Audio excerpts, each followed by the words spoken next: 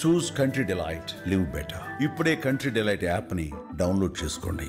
నమస్తే, welcome to Suman TV. నేను పద్మిని. రేపటి పంచాంగాన్ని, రేపటి రోజుకున్నటువంటి వైశిష్ట్యాన్ని ఇప్పుడు చూద్దాం. రేపు 15వ తారీఖు నవంబర్ నెల 2025వ సంవత్సరం శనివారం.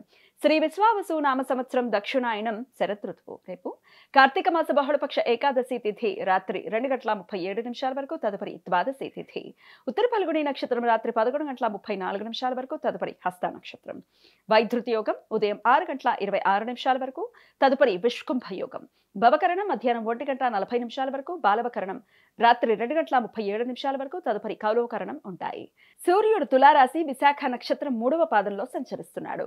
చంద్రుడు కన్యా రాశిలో సంచరిస్తాడు. నక్షత్ర వర్జం ఉదయం 5:13 నుండి 6:57 వరకు. అమృతకాలం మధ్యాహ్నం 3:42 నుండి సాయంత్రం 5:27 వరకు. రేపు సూర్యోదయం ఉదయం 6:21 సూర్యాస్తమయం సాయంత్రం 5:40 చంద్రోదయం రాత్రి 2:59 చంద్రాస్తమయం మధ్యాహ్నం 2:33 అభిజిత్ ముహూర్తం పగలు 11:38 నుండి మధ్యాహ్నం 12:23 వరకు.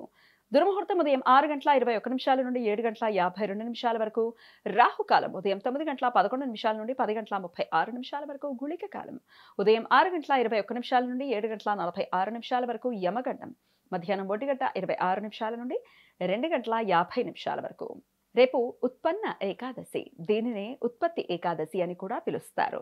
విష్ణుమూర్తి స్త్రీ రూప శక్తులలో ఒకటైన ఏకాదశి మాత రేపు ఉద్భవించినది అని ఏకాదశి మాత జయంతిగా భక్తులు భావిస్తారు. సంవత్సరంలో వచ్చే అన్ని ఏకాదశి తిథుల్లో ఉపవాసం ఉండాలని మొక్కుకున్న వారు ఈ ఉత్పన్న ఏకాదశి నుండి ఉపవాస దీక్షలు మొదలు పెడతారు. భవిష్యోత్తర పురాణం ప్రకారం విష్ణుమూర్తి నిద్రిస్తున్న సమయంలో మురాసురుడు అనే రాక్షసుడు విష్ణుమూర్తిపై దాడికి ప్రయత్నిస్తే ఆ సమయంలో విష్ణుమూర్తి నుండి ఏకాదశి మాత అనే శక్తి ఉద్భవించి మురాసుర వధ చేసినది అని పురాణ కథనం.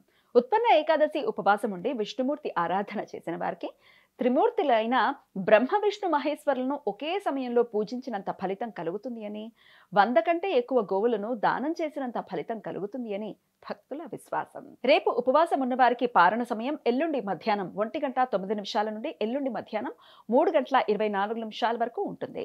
ద్వాదశి హరివాసరం ఎల్లుండి పగలు 9:09 వరకు ఉంటుంది. ఏకార్గళ దోషం ఈ రోజు రాత్రి 9:20 నుండి రేపు ఉదయం 6:26 వరకు ఉంటుంది. వైధృతి యోగం జరుగుతున్న సమయంలో రవిగ్రహం విశాఖ నక్షత్రంలోనూ చంద్రుడు ఉత్తర ఫల్గుణి నక్షత్రంలోనూ ఉన్నప్పుడు ఈ దోషం ఏర్పడుతుంది. ఈ దోష సమయంలో శుభకార్యాలు చేయడానికి అనుకూలం కాదు. ఈ సమాచారాన్ని మనకు అందించిన వారు మేడికొండూరు విశ్వనాథ్ ప్రసాద్ గారు. ఆయనకు కృతజ్ఞతలు తెలియజేస్తూ నారాయణ స్మరణతో సమస్త సన్మంగళాని భవంతు. నమస్కారం.